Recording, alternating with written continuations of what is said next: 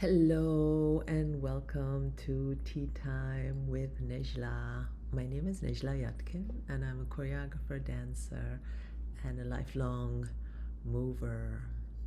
Today we're going to reflect on the body after modernism.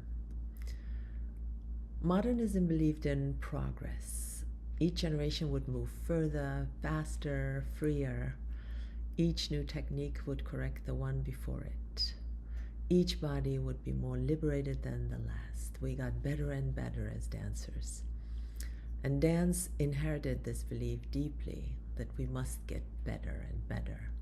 We were trained to think that newer is better, always, that innovation is ethical, that tradition is limitation, that age equals decline. The modern dancer was always moving forward, always recreating and creating. But something has changed. After modernism dismantled hierarchy, after conceptual dance questioned virtuosity, after somatics softened force, after technology dissolved the body into pixels, we are left with a strange question. Forward towards what? The body after modernism no longer believes in linear evolution. It does not assume that tomorrow's movement is better than yesterday's. It does not assume that at all.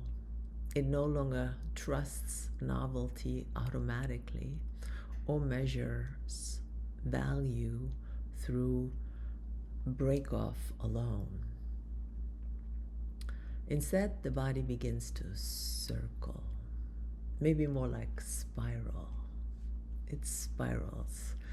This is ancient thinking, returning through contemporary bodies, spiral time, ancestral time, repetition with difference. Because the world our bodies now live in is not whole. Our bodies are fragmented by screens. Our minds are fragmented. Our bodies are optimized for productivity, surveilled by systems, and reduced to images, metrics, and data. So dance begins to reach for what has been lost.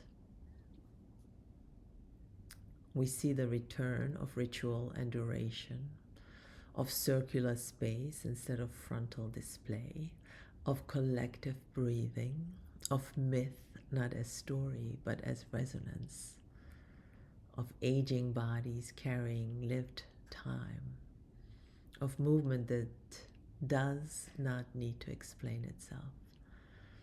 This is not nostalgia, as I said before, it is necessity. In a culture that demands clarity, speed, and output, the dancing body becomes one of the few places where complexity is allowed to remain unresolved.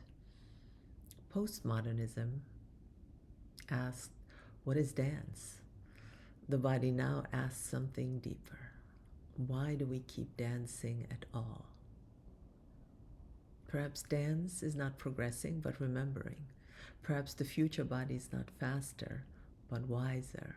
Perhaps innovation now lives in continuity rather than of breaking off from it. The body after modernism is not searching for the next movement. It is searching for meaning that can survive time. That is why my work does not chase trends. It listens backwards and forward at once. If dance is no longer moving forward, what is it asking us to remember? And what would change if movement were not about becoming new, but about becoming whole? Let me know your thoughts in the comment section.